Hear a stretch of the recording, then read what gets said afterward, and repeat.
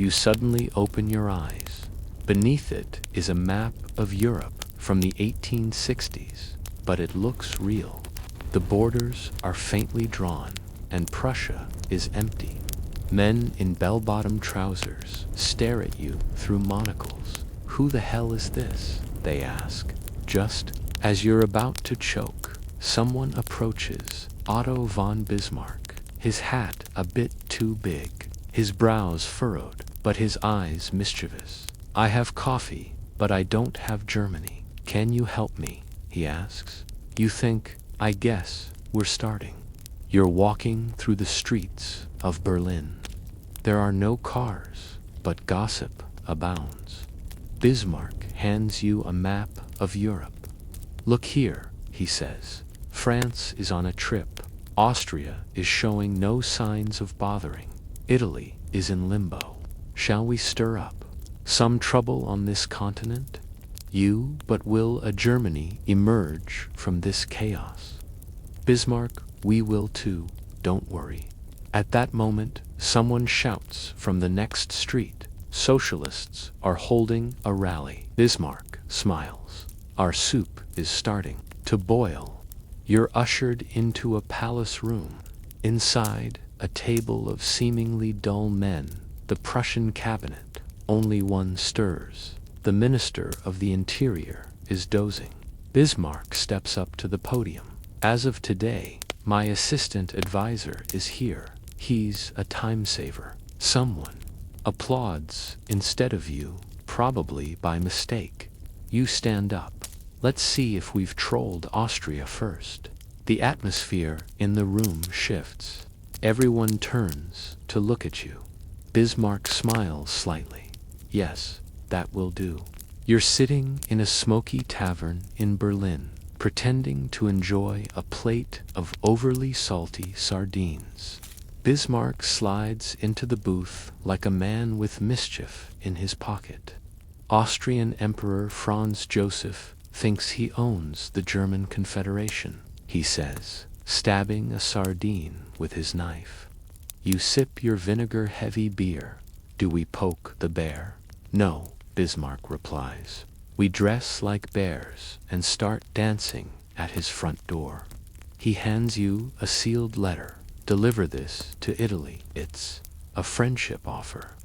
In Prussian, that means get ready for drama. You arrive in Florence with a fake mustache, a horse named Schmetterling, and a mission to make Italy pick a fight with Austria. At a fancy cafe, you meet Count Cavor's cousin. We hear Prussia wants war, he says. You lean in. We don't want war. We want to win one. He sips espresso against Austria. You nod. Then we are very interested. He gives you a napkin with scribbled dates and locations. Military picnic, you ask. No, he grins. Joint maneuvers. But we'll bring sandwiches. Back in Berlin, you compose a telegram with Bismarck. It must sound like we're asking Austria for cooperation, but actually daring them to duel. Bismarck finishes. The message reads, Dear Austria, would you kindly consider the benefits of stepping back gracefully while we unify the German states under Prussian guidance? You both nod. And now, Bismarck says, lighting a cigar, we wait for them to overreact. Minutes later, Austria mobilizes troops. Perfect, he smirks. The curtain rises. You're in the Prussian war room, standing in front of a chalkboard titled, How to Win Without Actually Trying. Bismarck paces Austria, will expect tradition, so we give them chaos. Von Moltke, the elder, walks in, drops a stack of battle plans. I've color-coded them for drama, he says. You raise your hand. Are we actually ready for this? Bismarck stares at you, deadpan. Do birds worry about falling before flying? Yes, not helpful. Prussian newspapers hit the streets with headlines like Austria threatens peace with peace. You wrote the article yourself the night before. Crowds gather, beer foams, flags wave. Bismarck gives a speech on a wooden crate. If Austria wants war, we shall give them. Miscommunication, you whisper. Don't you mean retaliation? He shakes his head. Let's see how confused they can get. In Vienna, a general sneezes near a border. Boom, front lines are drawn. Prussia and Austria now stare each other down across muddy fields. You stand next to a cannon named Diplomacy. A Prussian soldier asks, "Why are we fighting again?" You shrugged. Bismarck logic, a pigeon, lands on your shoulder with a note. Italy has joined. They brought spaghetti and 3 regiments. You look to the sky. This is the weirdest war I've ever started. Bismarck appears with tea. Wait till you see how we end it. The war is escalating, but Bismarck is calm. He's sitting in his office, humming Wagner, cleaning his rifle like it's a violin. You barge in. Austria's pushing toward Bohemia. He nods. Good, that's where we want them. You blink. Are you baiting them? Bismarck smiles. Every empire falls when it marches too far for pride. He tosses you a sealed envelope. Deliver this to the French embassy. You hesitate. Peace offer. Distraction. He grins. Let them feel important while we win. You arrive in Paris in a horse-drawn cab that smells like garlic and revolution. At the embassy, a French official reads Bismarck's letter. His mustache twitches. He says, "Austria is inconsiderate." You nod deeply. He grins. So, should France intervene? You lean forward. Only if you want to be dramatically neutral. Later, as you exit, a journalist runs by yelling, "Germany will eat itself." You smile. They bought it. In Königgrätz, Prussian and Austrian forces finally clash. Rain pours, cannons roar. You duck behind a barrel marked "Not a Barrel Bomb." Von Moltke appears, soaked but smiling. It's working. We split their army. Bismarck, under a soggy umbrella, mutters, "War is just politics with thunder." You reply, "And mud. Lots of mud." As Austrians retreat, Bismarck watches them disappear into the woods. Then he turns to you. "Now we offer peace." While standing on the high ground, you wake up in Berlin to the smell of sausages and revolution. Bismarck is already at the table, scribbling on a napkin. "Germany needs unity," he says, pouring coffee aggressively. You peer at the napkin. It's a plan or a breakfast order. "Is that ... a railway line or a bratwurst?" you ask. He chuckles. "Same thing. Infrastructure and identity." Just then, a messenger bursts in. "Bavaria is ... undecided." Bismarck sighs. "Of course they are. Give them beer and a flag. Works every time." You travel south to Munich, where every politician smells like pretzels and mistrust. You meet King Ludwig II in his ridiculous castle. "We're artists, not soldiers," he sighs, stroking a porcelain swan. You offer a deal. "Join us, and we'll let you keep your Royal Opera budget." He narrows his eyes. "And my lake." "All of it," he smiles. "Throw in a statue of me punching Napoleon, and we have a deal." You nod. "Done." He whispers to his guards, "Bring the champagne cannon." Back in Berlin, you gather with Bismarck and some very confused artists. "We need a German flag," he says. One painter presents a rainbow for optimism. Another suggests all black for drama. You hold up a sketch. Black, red, gold. Bismarck nods. "Fine. Just make it wide enough to cover a cannon." The artists grumble, but history is made. As the flag is raised, Bismarck turns to you. You've just created a country. With snacks and sarcasm. I'm impressed. Bismarck bursts into your study, holding a newspaper. The Spanish want a German king. France is losing its mind. You look up, mouth full of sauerkraut. How's that our problem? He leans in. Because we can make it their problem. He shows you the candidate, Leopold of Hohenzollern. Is he qualified? You smirk. Let me guess. We send a polite message. With maximum disrespect, Bismarck nods. Exactly. It's called diplomacy. French edition. You're at the EMS spa town with King Wilhelm I. A French diplomat arrives. Dramatic mustache. First, I demand you cancel the Spanish offer. Wilhelm politely declines. You wire the interaction back to Bismarck. He reads it, smirks, and edits the message. The king said nothing further would be discussed, and then walked away coldly. Now we publish it, he says. You stare. This is going to start a war, right? He nods, sipping tea. That's the idea. Paris goes full chaos mode. Prussian insults our honor, screams one general. Napoleon III, trying to be calm, knocks over a globe. Back in Berlin, you and Bismarck toast with dark beer. They declared war, you say. Bismarck grins. Magnificent. Now we're the victims. You raise a brow. And now what? We unite all of Germany against them. You sip your beer.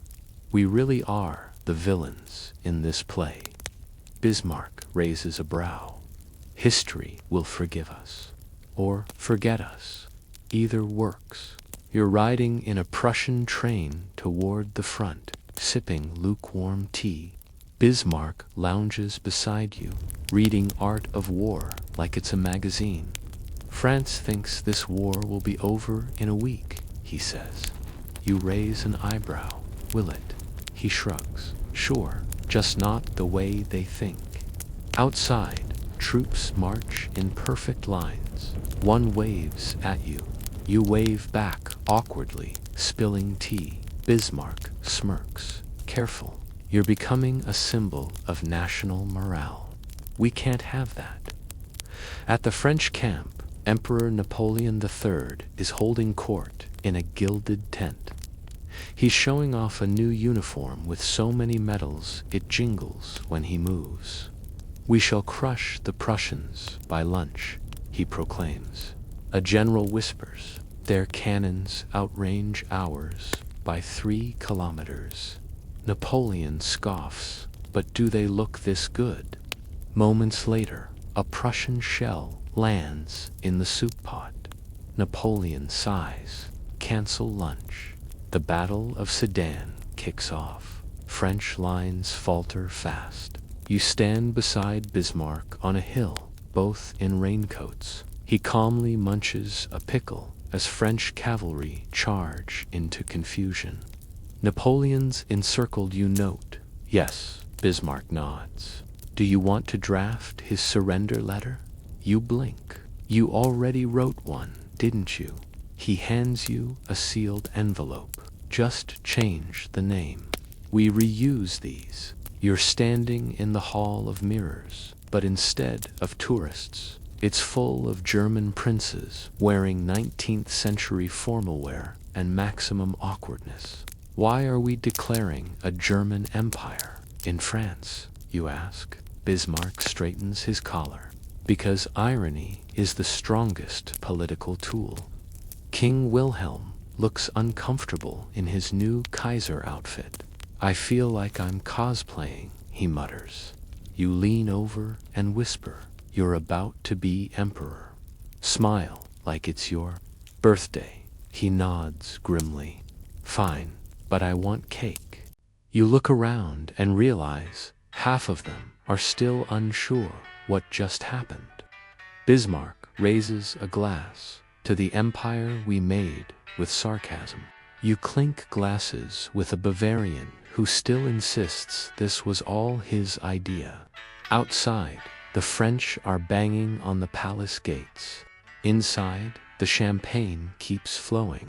Back in Berlin, Bismarck sits at his desk with a massive to-do list. You glance over his shoulder. Defeat Austria troll. France, unify Germany. Explain all this to the newspapers. He hands you a new pamphlet titled The German Empire. Totally planned this. Will people believe it? You ask. He smiles. History is written by the ones with better font choices. You sigh. So now what? He shrugs. Now we keep it from falling apart. You sit in a grand hall filled with diplomats, smoking cigars and nervously shifting papers. Bismarck unfolds the treaty. This says we officially end the war. A French delegate coughs. And what about reparations? Bismarck smiles thinly. Details, details. You lean over, whispering. That sounds like a we'll talk later. He nods. Exactly. Peace is a pause button, not a stop. Someone drops a pen. Everyone stares. You smile. Let's move on. Back in Berlin, the Reichstag is in session. Politicians argue over flags, budgets, and whether sausage should be a national symbol. You try to mediate. Can we at least agree on a capital? A bickering Bavarian yells, Munich or nothing. Bismarck rolls his eyes. Berlin, it is. Someone drops a large book titled How to Govern a New Empire on the floor. You sigh. This is going to be fun. Late at night, you sneak into Bismarck's study. He's reading letters from foreign powers. Everyone's watching, he says. But no one really understands. You nod. Is this really peace? He smiles mysteriously. It's peace. With conditions. Conditions, I write.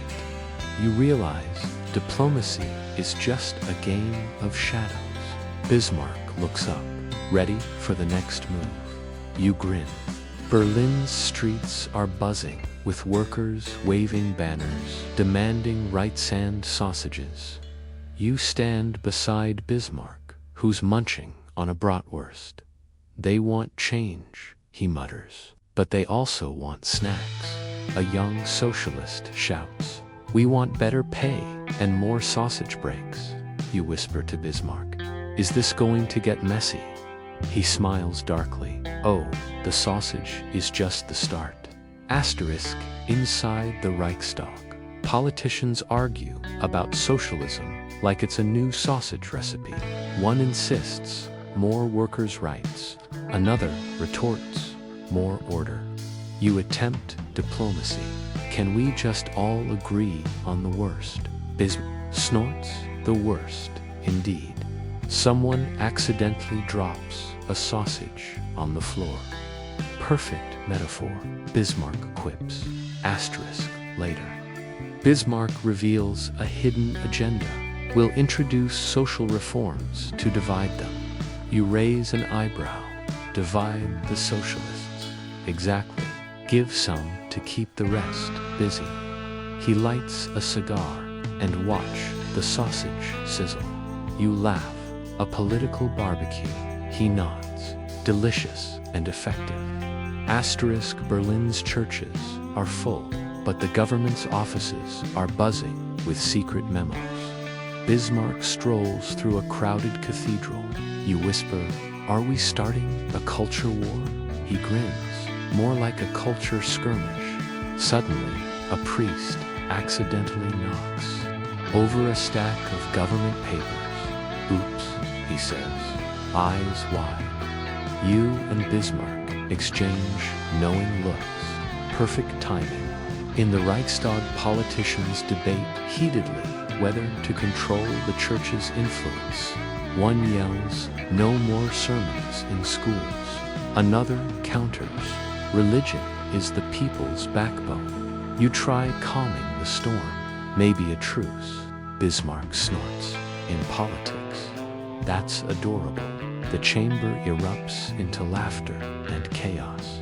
Asterisk, late at night, Bismarck drafts laws targeting the Catholic Church's power. He hands you a thick tome titled Kulturkampf for beginners. You ready to shake up Germany's spiritual life?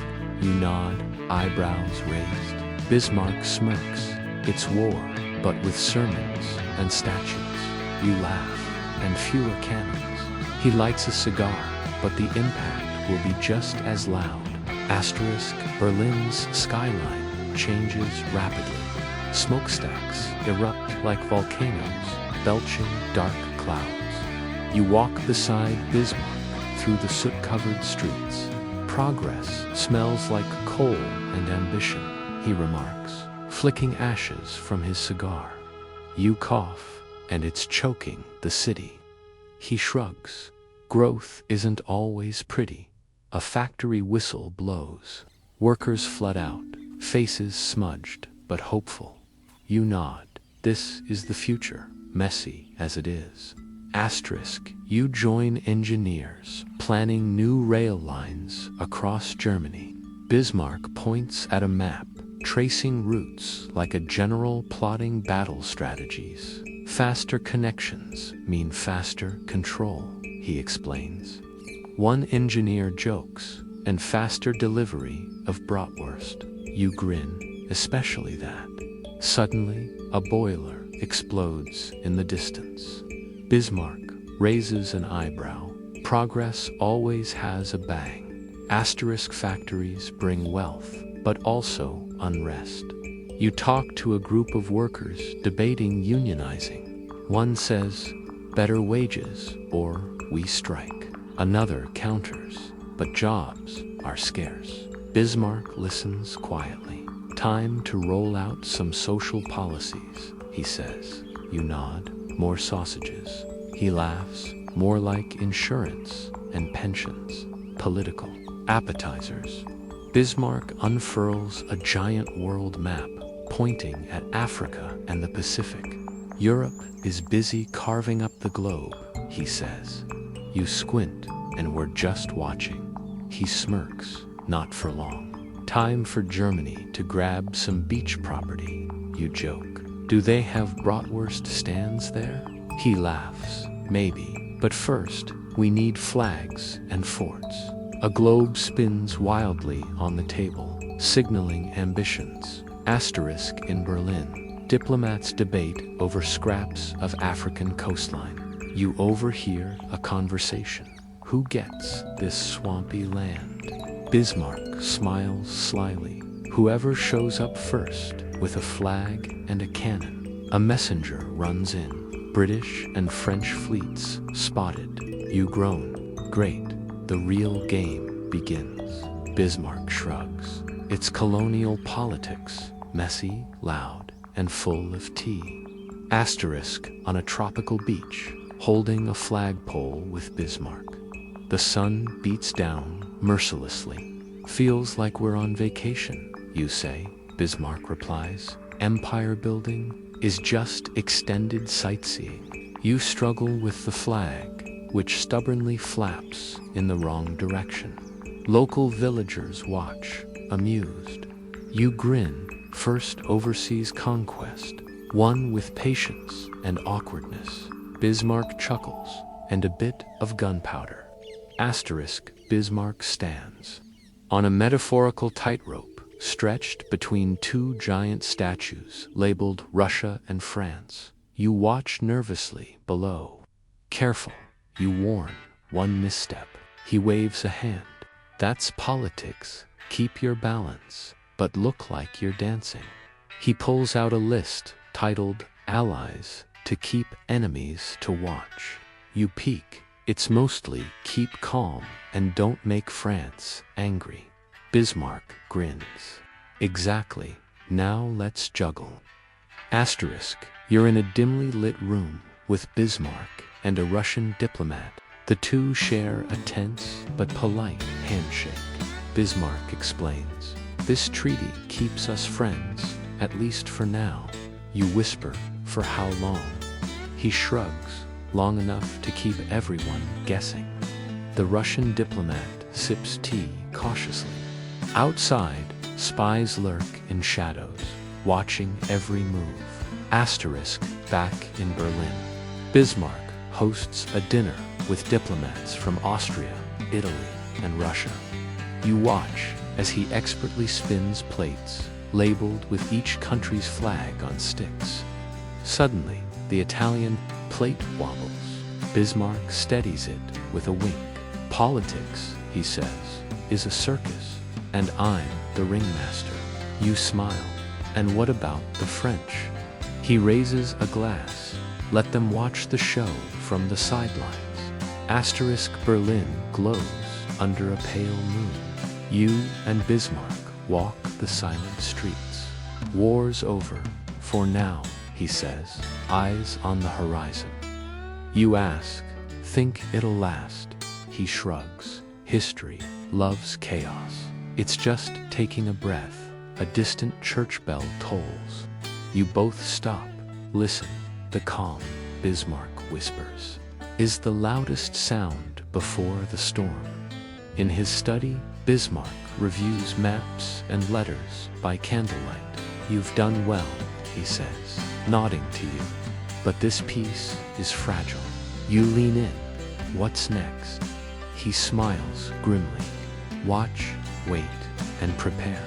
The game never ends.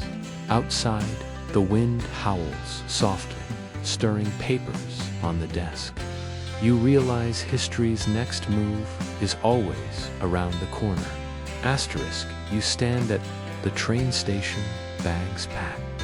Bismarck clasps your shoulder. Thanks for the chaos, he says, with a rare smile. You grin back. Thanks for the history lesson. The whistle blows. You wave goodbye as the train pulls away into the mist.